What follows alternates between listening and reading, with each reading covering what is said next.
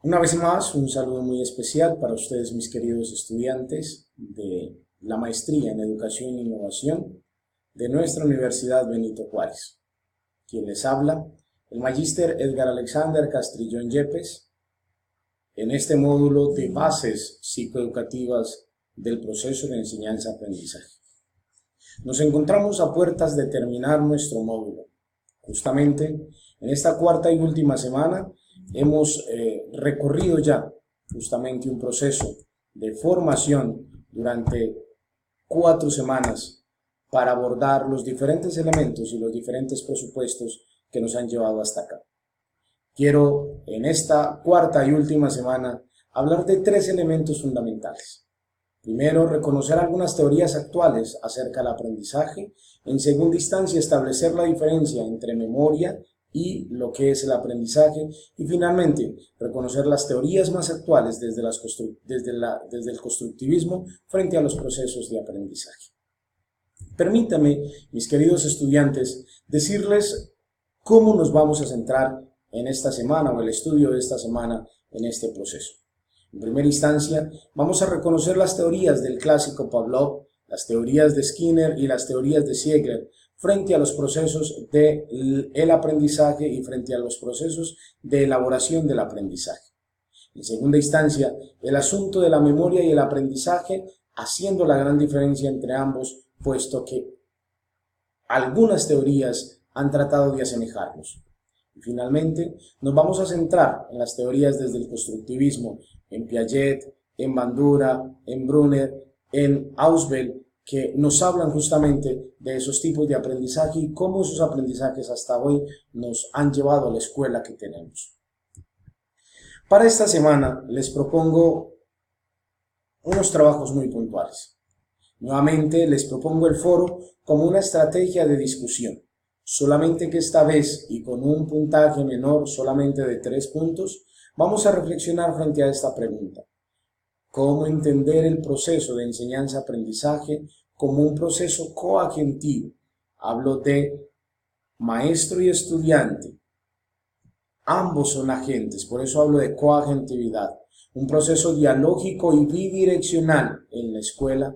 Ya no es el maestro acá y el estudiante abajo, sino un proceso bidireccional. Y en segunda instancia, les propongo un análisis de caso, donde ustedes van a poder acceder a un modelo pedagógico de una institución educativa y hacer un análisis de ese modelo pedagógico. Y desde ese modelo pedagógico decir qué realmente, si ese modelo aporta o no aporta a los procesos de aprendizaje de los estudiantes. Con estos 2 trabajos entonces cerramos nuestro curso y nuestra semana 4 de este módulo. Vamos a comenzar con unas teorías del aprendizaje y que hasta hoy nos han llegado. Comencemos con el condicionamiento clásico de nuestro amigo Pavlov. Para Pavlov, las conductas son reflejo automático de el estímulo que se da. Por eso él nos ponía el ejemplo con el perro y mientras sonaba la campana, automáticamente había un estímulo. Es decir, el aprendizaje es un asunto de condicionamiento a partir de unos estímulos. Lo que se aprende se responde directamente al estímulo que se da frente a él. Les propongo entonces que leamos los postulados de Pavlov, suspendemos el video y enseguida continuamos. Muchas gracias por suspender y por hacer lectura al condicionamiento clásico de Pavlov y cómo esta forma de conocimiento nos ha llevado a nuestros sistemas educativos desde el asunto del modelo pedagógico tradicional. Nuestro modelo pedagógico tradicional tiene como referente fundamental ese condicionamiento. Niños, manos arriba, manos abajo, manos a los lados. Estamos hablando de un condicionamiento muy puntual y que me permite a mí, como maestro, decir qué es lo que estoy haciendo. Desde Ziegler vamos a hablar de procesamiento de la información. Para Ziegler es muy importante establecer un procesamiento de la información para poder lograr el proceso del aprendizaje. No hay aprendizaje si no se ha logrado un proceso de procesar, valga la redundancia, esa misma información que se recibe. Comparar, clasificar, almacenar y a partir de esa comparación, de esa clasificación, crear nuevas estructuras de pensamiento, nuevos aprendizajes. Para este señor, ese procesar la información es un proceso flexible que me permite codificar, automatizar, elegir nuevas estrategias frente al aprendizaje y obviamente hacer procesos de transferencia del aprendizaje. Os invito a que hagamos lectura de estas diapositivas que acabamos de mencionar y a partir de ella generar nuevos conceptos y nuevos aprendizajes para nosotros. Una vez hecha la lectura, entonces nos encontramos que el procesamiento de la información me permite automodificar y reconocer nuevos elementos de información, nuevos aprendizajes, que me permiten incluso, para generar esos aprendizajes, utilizar diferentes estrategias de planificación, de autorregulación, de control, de evaluación, estrategias que me permiten hacer del conocimiento algo que recibo, pero que soy capaz de transformar. Hay dos elementos muy puntuales que es importante reconocer, asumir y aprender. Memoria y aprendizaje.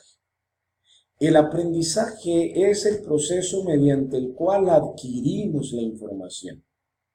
Entre tanto, la memoria es el proceso mediante el cual guardamos esa información que recibimos.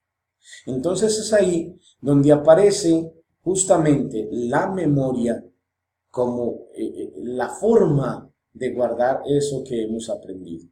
Es el sistema de almacenamiento de la memoria. Y vamos a encontrar memoria a corto plazo, memoria a largo plazo, estos tipos de memoria que me permiten saber cuánta información he guardado y hasta cuándo puedo guardar esa información. Es muy importante saber eso porque entonces cuando entendemos eso, aprendemos que el asunto del aprendizaje no tiene que ver directamente con la memoria, aunque se relaciona, pero son dos conceptos totalmente diferentes.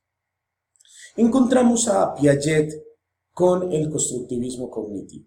Ya lo habíamos trabajado en la semana anterior, pero nuevamente lo retomamos para hablar de esa construcción que puede hacer el mismo sujeto a partir de su autogestión del conocimiento. Y esa autogestión no solamente tiene que ver con lo que tengo en mi memoria, sino lo que recibo y a partir de eso que recibo, cómo puedo ir construyendo nuevos conceptos, nuevos aprendizajes frente a lo que hay en mi contexto. Hay que aclarar que para Piaget, el conocimiento, el aprendizaje es una construcción progresiva que puedo hacer desde mi gestión y desde lo que hay en mi entorno. Los invito a que hagamos lectura de la diapositiva, suspendemos el video y continuamos. Muchas gracias por la suspensión y por continuar con este proceso. Encontramos entonces a Bandura y nos habla de un aprendizaje social. Desde el aprendizaje social es importante reconocer que hay un elemento fundamental y es que el aprendizaje se da en el lugar del contexto, en la sociedad. Si no hay un contexto, si no hay una sociedad, no hay un desarrollo de aprendizaje. Es decir, el aprendizaje se da en la medida en que hay una observación de los demás, del contexto, de una realidad. Es importante reconocer que para Bandura, a diferencia del condicionamiento clásico y el condicionamiento operante, que ya los hemos trabajado, el proceso de aprendizaje requiere una mediación. Y esa mediación se da mediante los estímulos que se reciben del entorno y del contexto. Y por último, que la conducta humana es aprendida desde el medio ambiente y a través de la observación que yo hago. Aquí quiero hacer un paréntesis y es que el niño aprende en la medida, de acuerdo a Bandura, en la medida en que observa en mí los aprendizajes. Voy a poner un ejemplo sencillo con los padres de familia. Cuando el padre de familia es buen lector, el estudiante con seguridad va a ser buen lector, el hijo va a ser un buen lector. ¿Por qué? Porque el niño percibe en ese referente que tiene allí a un buen lector, entonces el niño va a querer acceder a eso. Entonces, y como maestros, cuando somos capaces de dar ejemplo a nuestros estudiantes, pues obviamente hay un aprendizaje social para nuestros estudiantes. Desde Brunner hablamos del aprendizaje por descubrimiento y ya lo habíamos dicho en la semana anterior que el aprendizaje por descubrimiento requiere una autogestión, pero una autogestión de motivación, de querer descubrir, de querer ir más allá.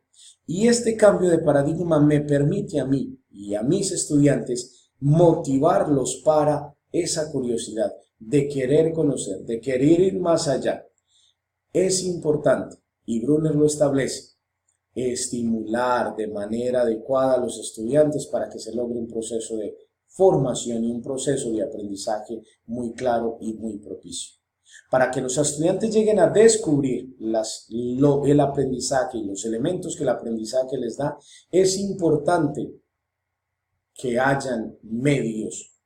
Para Brunner, los medios se generan desde ese andamiaje que le permite al maestro, al tutor, darle al estudiante nuevos conocimientos.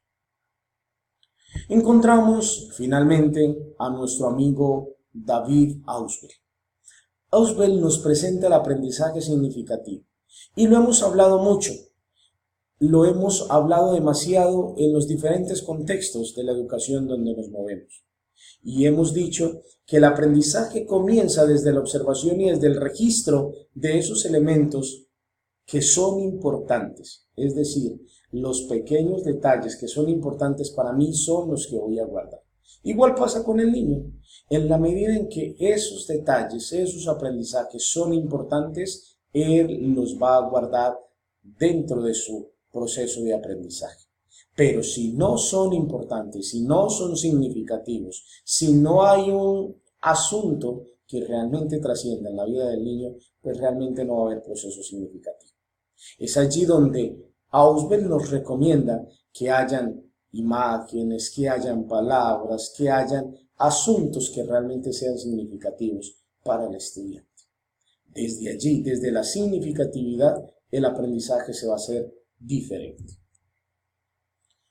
Para concluir, mis queridos estudiantes, y esta conclusión es la conclusión de nuestro curso. Son muchas y diversas las formas de cómo nuestros estudiantes aprenden. Por ende, entonces, deben ser muchas las formas y las maneras como les enseñamos. Conocer a nuestros estudiantes, saber qué necesitan nuestros estudiantes y desde allí generar procesos de enseñanza que realmente sean significativos y que los estudiantes puedan realmente aprender. Hemos llegado al final de nuestro módulo. Quedan demasiados aprendizajes, retos por vivenciar, textos por leer. Espero, mis queridos estudiantes, que este espacio realmente haya sido un espacio de motivación, más que de muchos contenidos, un espacio de motivación para la construcción que cada uno quiere de su aula, que cada uno quiere de su espacio, que cada uno quiere de su ser profesional. No olvidemos nunca que quien se atreve a enseñar jamás debe dejar de aprender. Muchísimas gracias, un abrazo, éxito siempre en todas sus labores y me alegra haber podido compartir este espacio de este módulo de bases psicoeducativas del proceso de enseñanza-aprendizaje con cada uno de ustedes. Éxitos, abrazos, bendiciones y ojo, no se les olvide, pasión, vocación y formación permanente para ser buenos maestros y buenos profesionales. Bendiciones.